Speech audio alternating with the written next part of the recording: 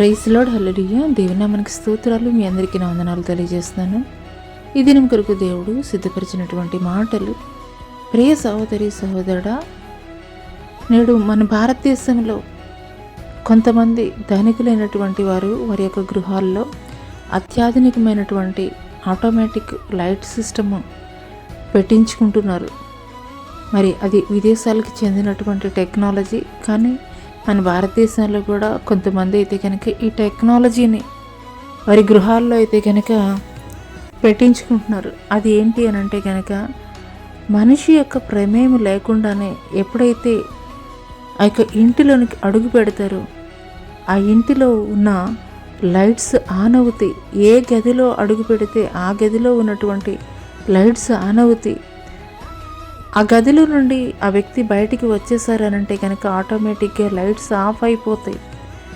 ఇలాగూ అనేక రకమైనటువంటి అత్యాధునికమైనటువంటి మరి టెక్నాలజీని మానవుడు ఎంతగానో సాధించి పురోగమనంలో ముందుకు వెళుతున్నాడనైతే కనుక చెప్పవచ్చు.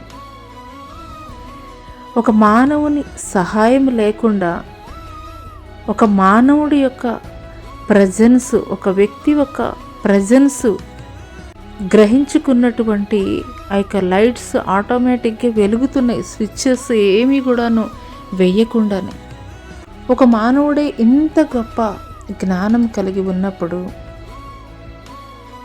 మరి పరిశుద్ధ గ్రంథంలో మనం చూసుకున్నట్లయితే మోషేకి దేవుడు తెలియజేస్తున్నాడు, కానాను ప్రాంతానికి ఈ ప్రజలందరినీ కూడాను నువ్వు నడిపించాలి అని ఐగుప్తు ప్రాంతము నుండి తన ప్రజలైనటువంటి ఇశ్రాయేలీయుల్ని నడిపిస్తున్నప్పుడు ముందుగా ప్రీప్లాన్డ్గా దేవుడు ఎక్కడ కూడాను మరి వారి కొరకు ఆహారం సిద్ధపరచలేదు, నీరు సిద్ధపరచలేదు. ఏవి కూడా వారికి కావలసినటువంటి వాటిని ఏవి కూడా దేవుడు సిద్ధపరచలేదు. కానీ వారు ఏ సమయంలో ఏది కోరితే, ఏ సమయంలో ఏది అడిగితే ఒక్క ప్రార్థన ద్వారా దేవుడు ఆ గొప్ప కార్యాలు జరిగించారు. వారు ఆకలి అన్నప్పుడు దేవదూతలు తినేటువంటి మన్నాని దేవుడు వారికి ఆహారంగా కురిపించాడు. వారి యొక్క ప్రాంతంలో మేము మాంసాహారం తినేవారమని మోషేని అడిగినప్పుడు దేవుడైతే గనక పూరేళ్ళని పంపించినటువంటి వాడిగా ఉన్నాడు. వారు దాహం అడిగినప్పుడు ఒక బండని కర్ర ద్వారా కొట్టడం ద్వారా ఒక గొప్ప నదిని అయితే కనుక ఆ యొక్క అరణ్యంలో దేవుడు ప్రవహింపచేశాడు. అదే రీతిగా మరి ముందు ఎర్ర సముద్రం, వెనక ఫరో సైన్యం, ఎటువంటి అవకాశం కూడా లేదు తప్పించుకోవడానికి. కానీ మోషే ఒక్కటే ప్రార్థన ఒక్కటే చేశాడు. దేవుని సన్నిధిలో ప్రార్థన చేసినప్పుడు సముద్రాన్ని 2 పాయలుగా చీల్చి ఆరిన నేల మీద ఇశ్రాయేలు ప్రజల్ని దేవుడు నడిపించాడు.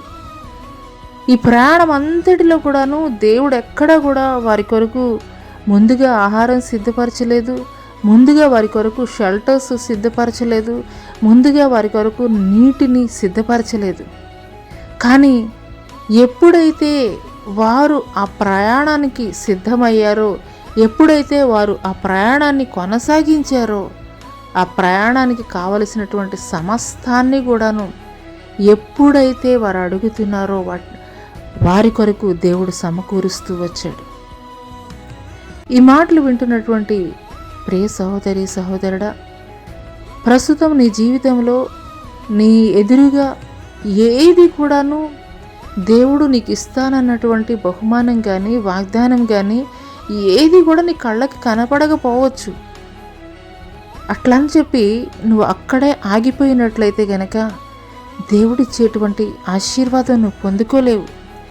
నీవెప్పుడైతే దేవుని కొరకు ఒక అడుగు ముందుకు వేసి ఆయనతో ప్రయాణం చేయడానికి నువ్వు ముందు అడుగు వేస్తావో అప్పుడు దేవుడు కార్యాలు చేయడం ఆరంభిస్తాడు.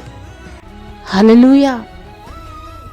ఇశ్రాయేలు ప్రజల్ని దేవుడు ఏ రీతిగా నడిపించాడో, వారు ఎప్పుడైతే ప్రయాణం ఆరంభించారో అప్పుడే దేవుడు సమస్తము వారికి కావలసింది ఆ సమయానికి దేవుడు సమకూర్చాడు. అంతేగాని ముందుగా వారి కొరకు ఏది కూడాను కొట్లలో ధాన్యాన్ని సమకూర్చలేదు. లేదంటే కనుక మరి ఒక కాలువల్ని వారి కొరకు ఏమీ ఏర్పరచలేదు. వారు ప్రాణం మొదలుపెట్టారు. మొదలుపెట్టిన దగ్గర నుండి కూడాను వారికి ఏది కావాలన్నా కానీ వారు ప్రార్థన చేస్తూ దేవుణ్ణి అడగడం ఆరంభించారు.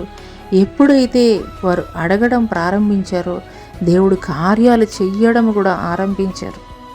హల్లెలూయా. ఇక ఉదయకాల సమయంలో దేవుడు ఈ మాటలు నా కొరకే మాట్లాడుతున్నారని నువ్వు విశ్వసించగలిగినట్లయితే, అద్భుతం చేసిన తర్వాత నేను ప్రయాణం చేస్తానని మనం దేవుడితోటి చెప్పడం కాదు. కార్యం జరిగించక పూర్వమే మనం ప్రార్థన చేసేటప్పుడు ఒకటే అనుకోవాలి, అయ్యా నీవు నాకు ఇచ్చినటువంటి ఈ బహుమానాన్ని బట్టి, నా ప్రార్థన నువ్వు ఆలకించావు, నువ్వు జవాబిచ్చిన దాన్ని బట్టి నేను నీకు కృతజ్ఞతాస్తుతులు చెల్లిస్తున్నానని మనం ప్రార్థన చేసి ముగించిన ప్రతిసారి కూడాను దేవుడికి థ్యాంక్స్ గివింగ్ చెప్పేటువంటి వారముగా ఉండాలి. ఎప్పుడైతే ఆ బలమైన విశ్వాసం నీవు కలిగి ఉంటావో, బలమైన విశ్వాసంతో నువ్వు అడుగులు వేయడం ప్రారంభిస్తావో, అప్పుడే కార్యాలు చూడడం కూడా నువ్వు ఆరంభిస్తావు. ఒక ఇజ్రాయేలు ప్రజల జీవితంలో దేవుడు జరిగించినటువంటి అద్భుత కార్యములు, ఇన్స్టెంట్ మిరాకిల్స్ దేవుని జీవితంలో జరిగించలేడా? వారు ప్రయాణం ఆరంభించారు, దేవుడు మిరాకిల్స్ జరిగించడం ఆరంభించారు. అదే రీతిగా దేవునితోటి ప్రయాణం నువ్వు ఆరంభించు, ఎక్కడా కూడా ఆగిపోకుండా ఆయన నీ జీవితంలో కూడా మిరాకిల్స్ చేయడం ఆరంభిస్తారు. అటి కృప, అటి విశ్వాసం దేవుడు నీకు దయచేయనుగాక. ఆమేన్.